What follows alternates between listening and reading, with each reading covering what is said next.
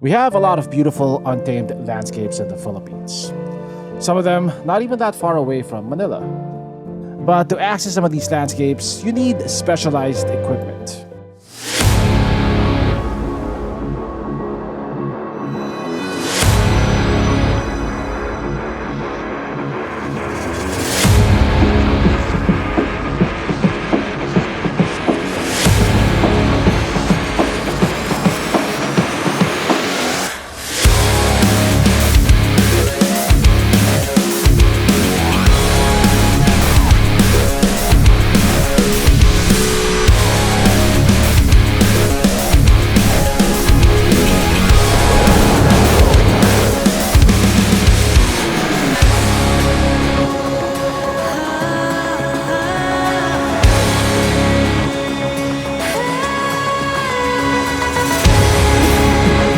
This is the facelifted Isuzu Dmax LSE 4x4 in its natural habitat. Is it worth the money? Let's find out.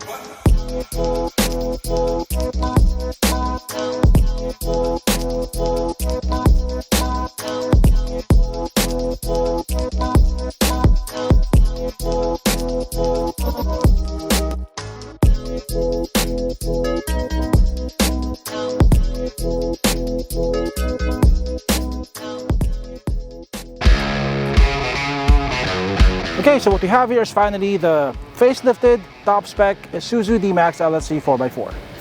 Now, Isuzu addressed a lot of the shortcomings of the old Dmax on this facelift. It is now on par with the competition in terms of features. We'll talk about the new features later. For now, let's talk about what they changed on the outside. Now, ignore the stuff at the top for now. Those are not part of the facelift. Those are aftermarket accessories. So here at the front, it now gets an updated front fascia, which I think looks a bit less angry than the old Dmax.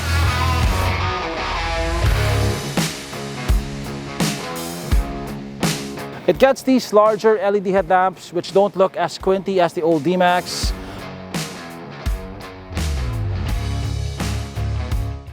You don't get the fangs on the grills anymore, which I think made the old Dmax look really aggressive. The grills are finished in gloss black. You also have the Isuzu logo spelled at the center. You have LED fog lamps down here. You have a faux skid plate finished in matte black. Also, like the old Dmax, you get these plastic fender moldings, although these ones are a bit more stylized. You have these cuts over here and also over here. Now on the old Dmax, these were finished in gloss gunmetal. Here they're finished in matte black. Over here you get power folding side mirrors with repeaters. You also have cameras over here because the new Dmax LSE 4x4 and 4x2 now come with a 360 camera. The side mirrors are finished in gloss black. Also, the door openers are finished in gloss black. This has a smart locking feature, so you can lock or unlock the vehicle without having to get the key out of your pocket. Just press this button over here. Now, like the old Dmax LSE, the new Dmax still gets 18-inch wheels, but these have a much better looking 6-spoke design. These are finished in gloss black. They're wrapped in 265 60 series Dunlop Grand Trek highway terrain tires. Now you get disc brakes at the front, but even on the top-of-the-line model, you still get drum brakes at the back. Now, as for the suspension, there are no updates. You still get double wishbones at the front and a rigid axle supported by leaf springs at the back. Looking at the under chassis, there is pretty decent underbody protection. Most of the engine and transmission is protected. It has a pretty thick rear aluminum propeller shaft. Now, this is mostly the same except for the rear differential, which now has a differential lock. Now, one of my biggest complaints about the previous Dmax was that it lacked a rear differential lock, which is a pretty major omission for those who are into off-roading. We'll take the Dmax off-roading later, and I'll show you why having a diff lock matters. Okay, so under the hood of the new Dmax is Isuzu's tried and tested 4JJ3 engine. It's a 3-liter 4-cylinder turbo diesel, which puts out 190 horsepower and 450 Newton meters of torque. It's coupled to a 6-speed automatic transmission. So all the variants, except for the base variant, come with the same engine. The base variant comes with a smaller 1.9-liter RZ4E engine, which puts out a lot less horsepower than this. Now here at the back, it looks mostly the same except for this sport bar over here, which is new to this facelift. It's finished in gloss black. It's made of plastic, so it's not going to double as a roll bar, but it should help improve aerodynamics as well as the looks of the car. The tail lamps are partly LEDs, but the reverse lights and turn signals are still halogens. It gets this body-colored integrated rear bumper. Now I think most of the shortcomings of the old Dmax have been addressed on this facelift, except for one thing. It still doesn't have an assisted liftgate.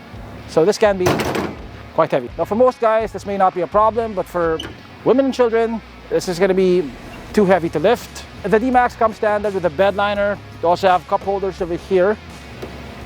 Bed dimensions are the same, and it still has the third best cargo space in terms of volume, next to the Ranger and the Triton. Definitely we have space here to fit our sponsor for today. Introducing the AtoSport Mobility Scooter, the world's most innovative mobility scooter. It folds into a small suitcase size, and it has wheels so you can move it around like a trolley. It separates into two parts. It has leather seats and grips, an illuminated LCD dashboard, enhanced lighting for extra visibility. You can install optional armrests. It's perfect for seniors as it's easy to lift and unfolds in seconds.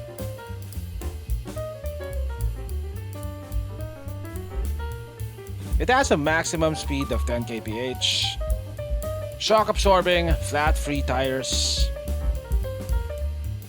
high ground clearance, advanced braking system. Be free to travel anywhere, land, sea or air.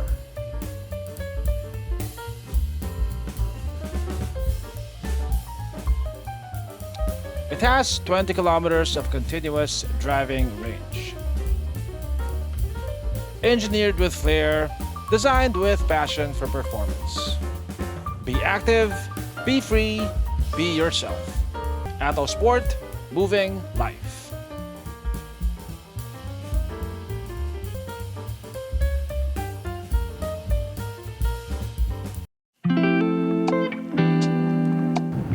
Now the first difference that you might notice is that it now comes with an all-black color scheme.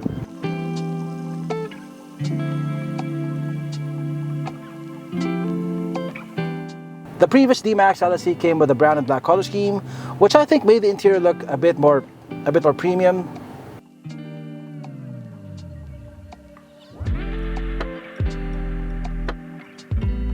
I do prefer that color scheme, but for those of you who like all black interiors, this might work better. We do have a lot of significant upgrades here. We get this 10-inch infotainment screen. Now, like the pre-facelift models, this has Apple CarPlay and Android Auto. You also get offline navigation. But this also now gets a 360 camera system, which you didn't get on the pre-facelift models. Yeah, the resolution's surprisingly good. Almost at the same level as Chinese crossovers. This definitely looks better than the 360 camera of the Triton. Looks better than the one on the Everest, actually. And this also has a 3D mode, so you can rotate the view like so. It also records footage from both the front and rear cameras. So you basically have a built-in dash cam.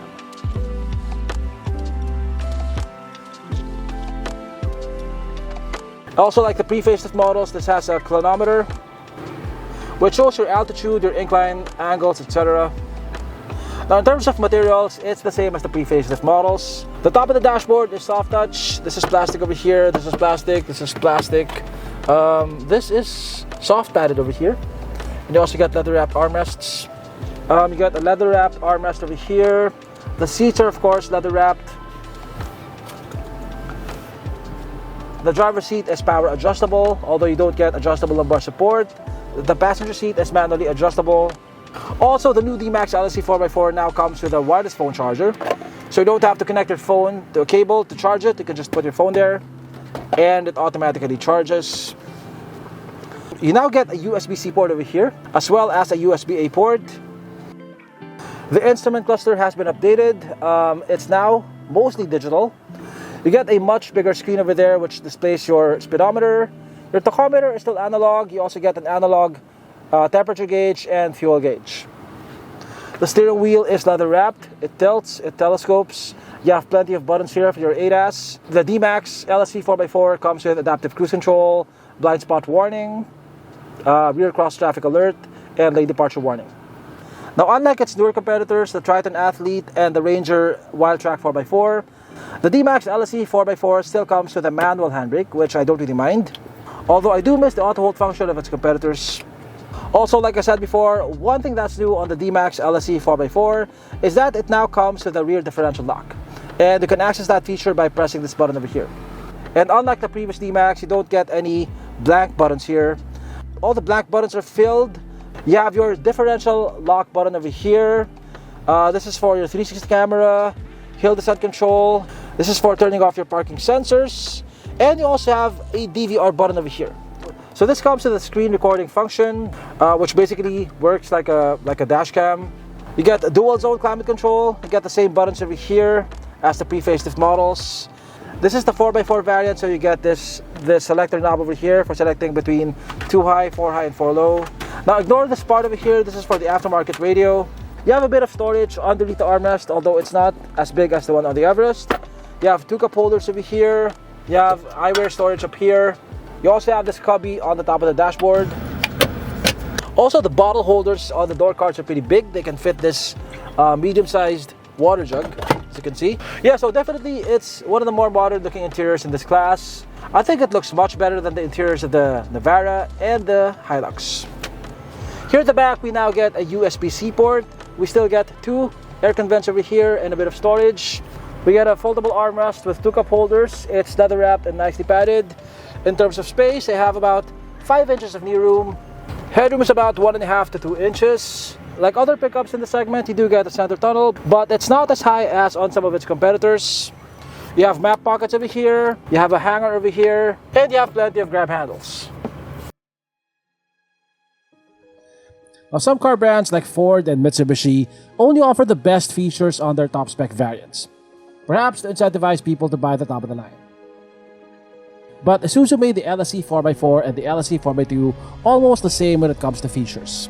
So really, the main reason for choosing the LSE 4x4 over the 4x2 is if you need 4x4 capability, which comes in handy when you have to drive off-road.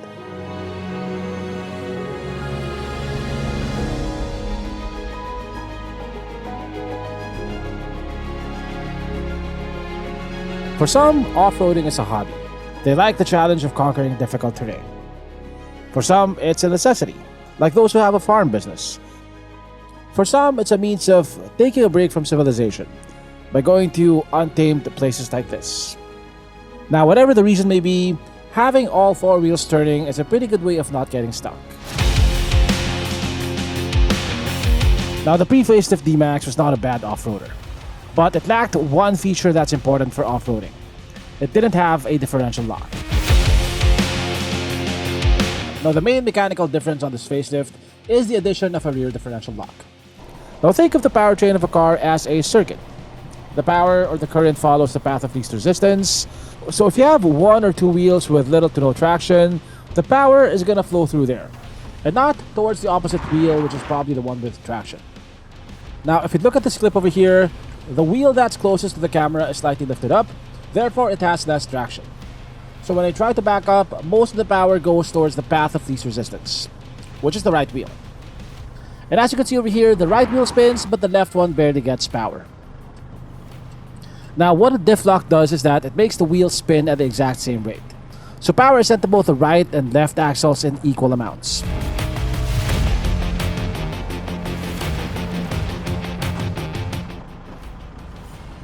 Now, this is not the Dmax, but just to demonstrate, here are some situations where a diff lock would come in handy. Now, when you're off-roading, a lot of times one wheel is going to be up in the air, or one wheel is going to be on water and the other on a solid surface. Now, in such cases, the opposite wheel is not going to get any power, and you're likely to get stuck. Having a diff lock can minimize the chances of that happening.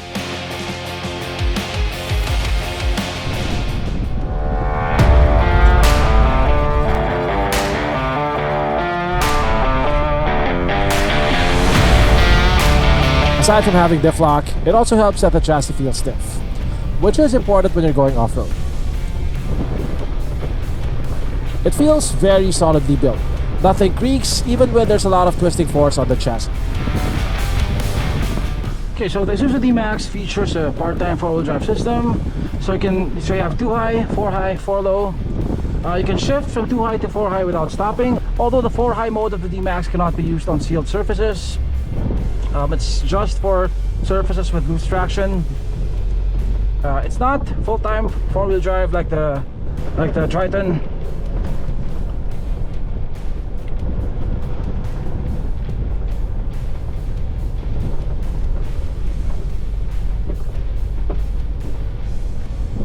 Though surprisingly, even on this very rough terrain, the ride is not that bad. I mean, it doesn't crash into the dips. Everything is very well cushioned.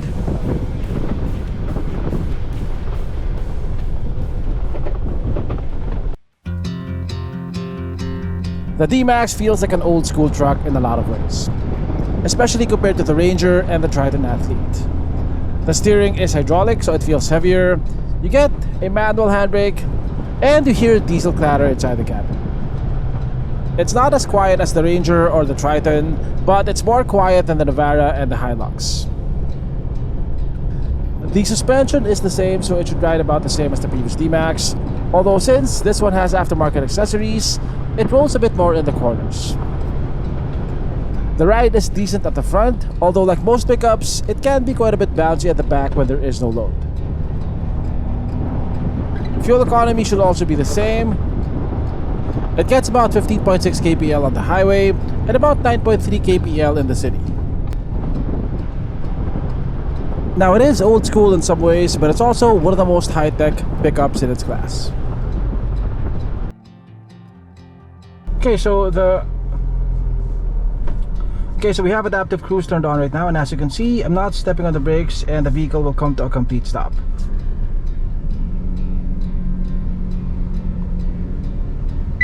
Now the thing about the adaptive cruise of the Dmax is that once you're stopped for more than 1 second, you have to step on the brakes because it won't hold the brakes for you for more than a second. Anyway, the adaptive cruise of the Dmax has a stop and go function, so you can use it in stop and go traffic. You can activate it at any speed, and it'll also guide you to a complete stop. Now the Dmax has the second best ADAS system in its class. I say that because the Triton Athlete 4x4 and the Navara Pro 4X don't have adaptive cruise control. The Hilux has adaptive cruise control, but it only works above 30 kph.